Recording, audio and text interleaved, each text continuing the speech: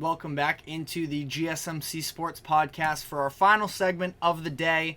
And like I mentioned ahead of the break, I want to talk about the exciting debut of Paul Skenes, pitcher for the Pirates. This was one of the most highly anticipated pitcher's debuts. A lot of people are comparing it to Steven Strasburg, which was in 2010. So really of the past decade, this is the name that the most people have been interested in from a pitching prospect perspective. And it is sort of, I know that he's going to be getting compared a lot to Strasburg. And, you know, if you look at the lines of these debuts, it is not the same, but it's also a different MLB that we are seeing today than we were in 2010, where especially being surrounded with all of these pitching injuries, teams are trying to be more cautious of bringing in these younger talents. And that's what the Pirates sort of did in this instance, where Strasburg, he threw 90 plus pitches in his debut, and he was tremendous in doing so. 7 innings pitched, 14 strikeouts, 0 walks, 2 earned runs for Strasburg. For Skenes, his stat line wasn't quite as impressive from that same perspective, but he showed a lot of promise in this game where faced off against that Cubs lineup on Saturday. He finishes 4 innings pitched, 7 strikeouts, 2 walks, 3 earned runs. Now, he was taken deep by Nico Horner in the 4th inning for the first run, and then the rest of his runs came from that disastrous Pittsburgh 5th inning, where he did allow back-to-back hits in to open that inning up. They end up pulling him, finished his day at 84 pitches. Now, this was, definitely not super substantial in terms of the longevity of his outing. He dealt with a pretty jam-packed second inning where he worked his way out of a bases-loaded jam, but that was with 23 pitches, so definitely took a toll on him physically there. But we saw Skenes end up getting pulled in the 5th inning, and then, like I mentioned, just a disastrous bullpen inning where it was Kyle Nicholas striking out the first 2 batters and then proceeding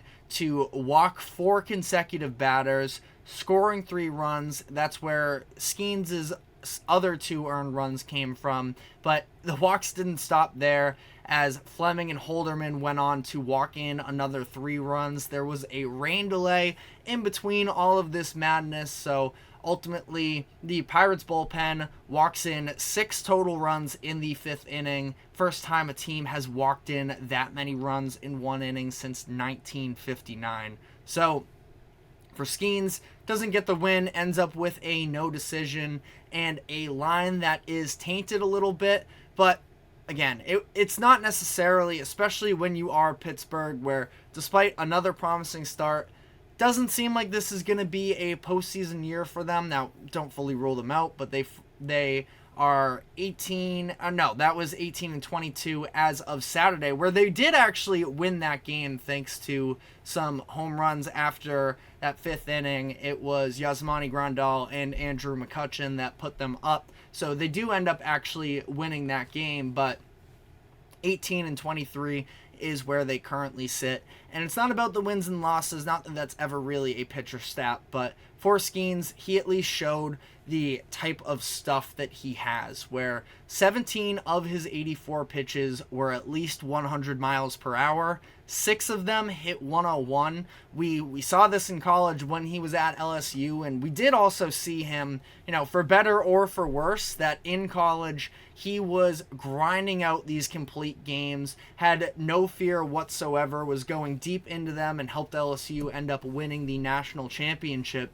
in his final year in college. But, again, he had a couple of really nice strikeouts on some sliders as well.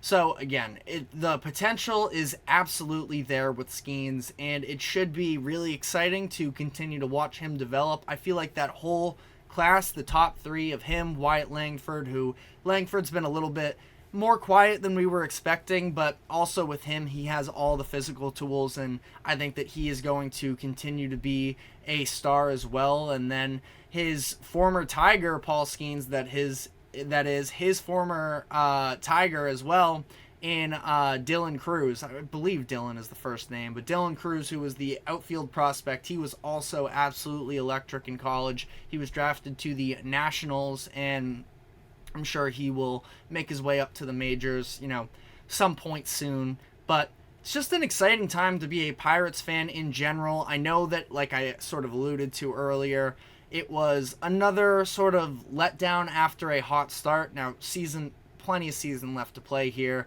but they started 10-4 this year after dropping however many it was over the next stretch, going 8-19 since then. Last year they were 20-8 through their first 28 games, finished 76-86. But at least not just Skenes himself, but the fact that he is going to be developing alongside Jared Jones, who has been a massive development for them. He's also in his rookie season. Through 8 games, he has a 2.68 ERA, a .872 whip, which is tremendous, a 10.7 strikeouts per 9. FIP is a little high at 3.48, but Jones, another player where it seems like there is a real 1 and 2 potential here, frontline starters, and continuing to build this up and having a real building block should be a lot of fun to watch for them. Now, unfortunately, the reason why they are not having the season that it was maybe seeming like they could have is because of the fact that their offense just has not been producing quite at the level they were hoping at. And they don't really have... I know that O'Neal Cruz is, a fun prospect, definitely, with the athletic tools that he has. And I'm sure if you have any sort of following of baseball and you are on social media, you've seen the clips of his fielding where he is just absolutely firing bullets from the third base to first. In terms of, the athletic talent that he has. But Pirates are bottom third in the MLB in the majority of scoring and batting statistics, where they're 27th in runs, home runs. They are towards the bottom as well. So they haven't necessarily rounded out their team necessarily. Now, they have some names, absolutely. Like I just mentioned, Yasmani Grandal and Andrew McCutchen sort of firing in those final runs for Pittsburgh on Saturday. Those are definitely names. But in terms of the up-and-coming prospect, it does seem like they are a little bit ways away there. But, I do believe that they are playing in a division that over the next handful of years could be very much open in that NL Central. Right now, the Brewers, the way that their offense is performing is really sort of leading them to the place that they're at. Cubs have some promise too, and it's the young prospects that the Reds have, specifically more so from the batting side than from the pitcher side, that, they can absolutely be good, but I do believe that this division can be open, and it's just going to take maybe investing a little bit more into the offense, where they just need more production, and they don't really have a go-to power hitter. They are bottom of the league in home runs as well. I think that's a huge part of it. O'Neal Cruz has hit 7 so far up to this point in the season, so that is a positive for them. Again, I think that he does have very much a bright future in the MLB ahead, but ultimately here they're going to need a more well-rounded offense from that entire perspective. But again, a very nice debut for Skenes in terms of, again, showing the type of stuff that he has. Results are sort of ultimately whatever. It's a long season. Doesn't really matter what the wins and losses are. And again, they ended up winning this game anyways in spite of their pitching. So you can't even necessarily hold that over Skenes. But again, it's the stuff that he has that can be so dynamic. Again, I think you're looking at probably placement and control and some of those off-speed pitches as well. But Skenes has been very successful over the past, call it 2 years, from LSU did really well in the minors as well, and now he's here. And the fact that he has, again, a little bit of a running mate alongside him in Jared Jones, think that the Pirates are going to more and more be, I wouldn't say must-watch necessarily, but it's fun when the Pirates are good. I've always sort of said this, that I don't know what it is about that franchise, but you kind of inherently, at least myself, who doesn't root for a team in the NL, I'm sure that if you do, you probably feel slightly differently about it.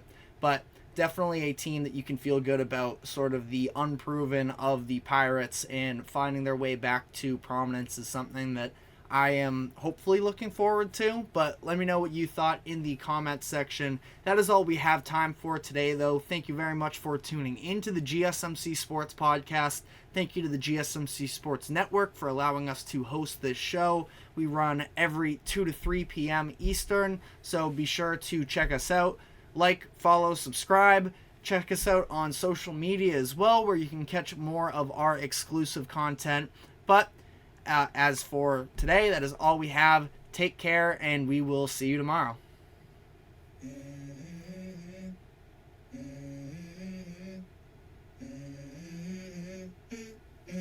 Let's go. I wake up to a little bit of drool on my pillow, feel like it's gonna be a bad day. Yeah, I'm tired of shit, and the coffee ain't hit yet. Damn, ain't that great. I don't wanna go.